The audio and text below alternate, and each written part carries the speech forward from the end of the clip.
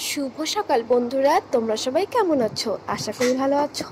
আমি সাথী হিমেশ লাইফস্টাইলে তোমাদের অনেক অনেক স্বাগত।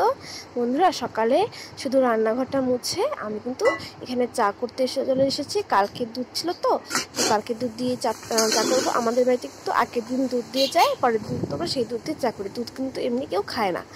তো দেখো, আর বাড়িতে কিন্তু এখনো কেউ ওঠেনি। সকাল এখন হয়তো 6টা বাজে, কিন্তু এখনো কেউ ওঠেনি।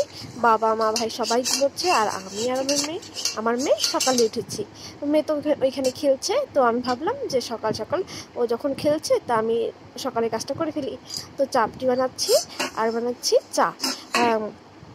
তো আমারটা আমি খেয়ে নেব, পরে মা ভাই সবাই ঘুম থেকে উঠে পরে খাবে। তো ফটাফট আমি এখানে বেশি চাপটি বানাবো না, সবাইকে একটা কি দুটো করে চাপটি বানাচ্ছি। আর ওখানে কিন্তু আমি চায়ে চা পাতা কিছুই দিই না এখনও, জল ফুটছে আর এদিকে চাপটি করে নিচ্ছি।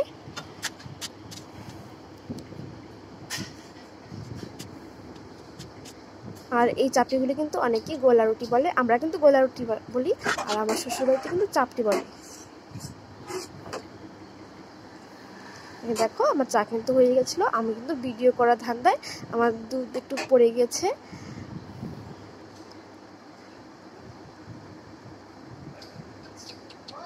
দেখো, চা কিন্তু আমার হয়ে গেছে। কড়া করে একটু চাটা করেছি।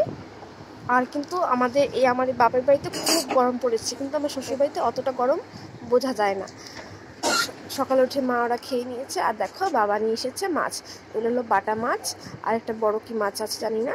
তো সেই মাছগুলো মা ধুয়ে দেবে। পরে ভাবলাম যে আমি রান্না করব আজকে। তারপর কিন্তু বাবা আবার মাংসও নিয়ে এসেছিলো।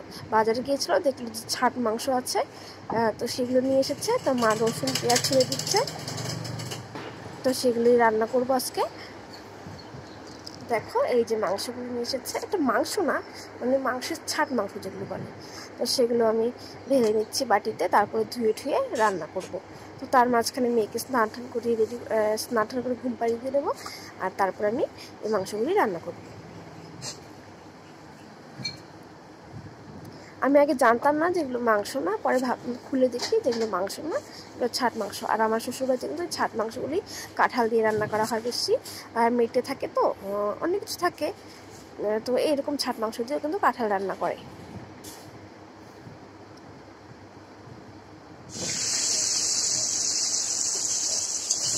আর এখানে আমি মশলা বাটছিলাম, আর মাকে বললাম, মা তুমি একটু আলুটা ভেজে দাও।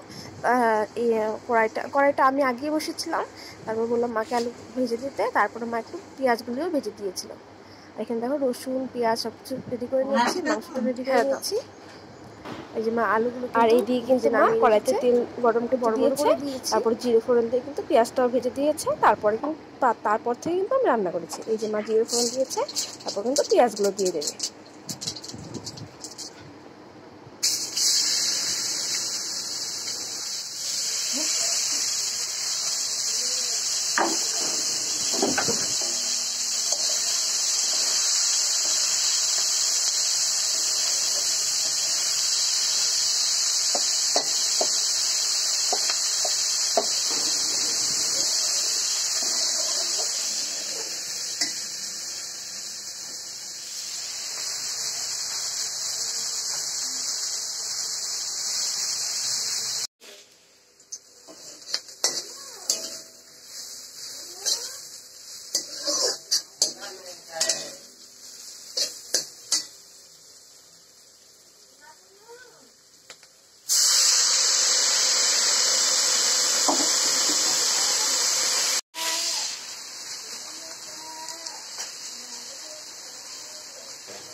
তারপর আমি পেঁয়াজটা ভেজে জল দিয়ে দিয়েছি। তারপর জিরে ধনে যা যা মশলা থাকে সবই দিয়ে নিয়েছে। আর আমার শ্বশুরবাড়িতে কিন্তু পেঁয়াজের মধ্যেই জল দেয় না, মশলা দিয়ে কষিয়ে নেয় একবারে। তো আমি ওরকম পারি না, মানে পেঁয়াজটা পুড়ে যায়, মশলাটা পুড়ে যায়, সেই জন্য আমি একটু জল দিয়ে নিই। যেভাবে আমার মা শিখিয়েছে সেরকমভাবে কিন্তু আমি রান্না করি।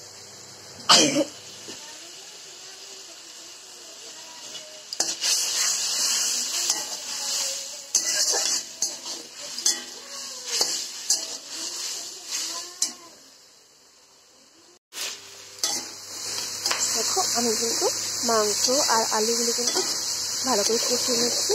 আর এই ছাট মাংস কিন্তু একটু কষানো ভালো লাগে। আর এখানে দেখো কচুলতি করবো ভেবে ছুলে রেখেছে সব। তারপর ভাবলাম যে কচুলতি আজকে আর করবো না। তো দেখো এখানে কিন্তু মা কিন্তু মেয়ের সাথে খেলা করছে। বন্ধুরা আজকের মতো ভিডিওটা এইটুকুই। যদি তোমাদের ভালো লাগে তাহলে প্লিজ আমার পাশে থেকো এবং আমার চ্যানেলটিকে সাবস্ক্রাইব করে পাশে থেকো, আমাকে সাপোর্ট করো।